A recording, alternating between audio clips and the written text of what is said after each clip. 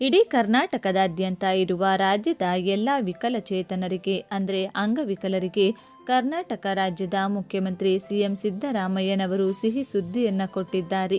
ಪ್ರತಿ ತಿಂಗಳು ವಿಕಲಚೇತನರಿಗೆ ನೀಡಲಾಗುತ್ತಿರುವ ಮಾಸಾಶನದಲ್ಲಿ ದೊಡ್ಡ ಬದಲಾವಣೆಯನ್ನ ಮಾಡಿ ರಾಜ್ಯದಾದ್ಯಂತ ಇರುವ ಎಲ್ಲ ಅಂಗವಿಕಲರಿಗೆ ಬಹುದೊಡ್ಡ ಬಂಪರ್ ಗಿಫ್ಟ್ ಅನ್ನು ನೀಡಿದ್ದಾರೆ.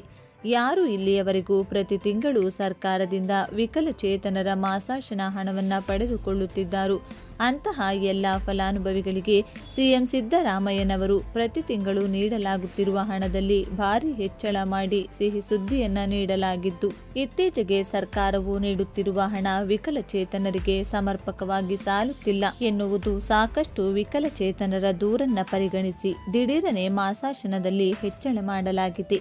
ಇತ್ತೀಚೆಗೆ ದಿನದಿಂದ ದಿನಕ್ಕೆ ಹಣದುಬ್ಬರ ಏರಿಕೆಯಿಂದಾಗಿ ಪ್ರತಿ ವಸ್ತುಗಳ ಬೆಲೆಯೂ ಕೂಡ ಏರಿಕೆ ಉಂಟಾಗುತ್ತಿದೆ.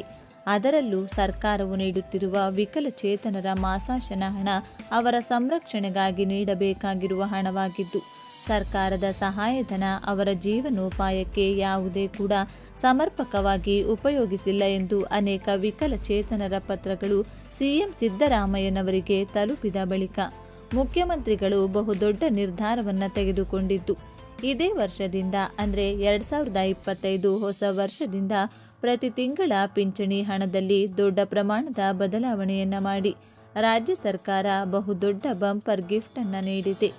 ಈಗಾಗಲೇ ದೇಶದಲ್ಲಿ ದಿನಬಳಕೆ ವಸ್ತುಗಳು ದಿನದಿಂದ ದಿನಕ್ಕೆ ದುಬಾರಿಯಾಗುತ್ತಿದ್ದು ಸಾಮಾನ್ಯರ ಜೀವನವೇ ಕಷ್ಟಕರವಾಗಿದೆ.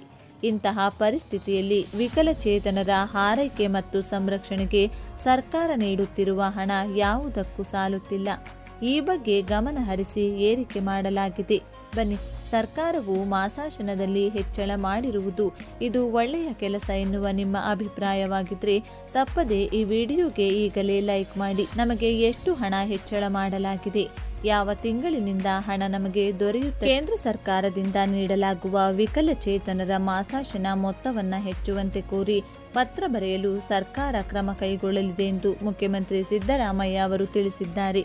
40% 74% ವಿಕಲಚೇತನರಿಗೆ 800 ರೂಪಾಯಿ, 75% ಮತ್ತು ಅದಕ್ಕಿಂತ ಹೆಚ್ಚಿನ ಅಂಗವೈಕಲ್ಯತೆ ಉಳ್ಳವರಿಗೆ 1400 ರೂಪಾಯಿ ಮತ್ತು ತೀವ್ರತರನಾದ ಮನೋವೈಕಲ್ಯತೆ ಇರುವ ವ್ಯಕ್ತಿಗಳಿಗೆ 2000 ರೂಪಾಯಿ ಪ್ರತಿ ತಿಂಗಳು ಮಾಸಾಶನ ನೀಡಲಾಗುತ್ತಿದೆ ಎಂದು ತಿಳಿಸಿದ್ದಾರೆ. ಈ ವರ್ಷ 4 ಬಗೆಯ ವಿಕಲಚೇತನರ ಆರೈಕೆದಾರರಿಗೆ ಪ್ರತಿ ತಿಂಗಳು 1000 ರೂಪಾಯಿಗಳ ಆರೈಕೆದಾರರ ಭತ್ಯೆ ನೀಡುವ ಯೋಜನೆಯನ್ನು ದೇಶದಲ್ಲಿ ಪ್ರಪ್ರಥಮವಾಗಿ ಕರ್ನಾಟಕ ರಾಜ್ಯ ಘೋಷಿಸಿದೆ. ಇದನ್ನು ಪ್ರಸಕ್ತ ಸಾಲಿನಿಂದ ನೀಡಲಾಗುವುದು ಎಂದು ತಿಳಿಸಿದ್ದಾರೆ.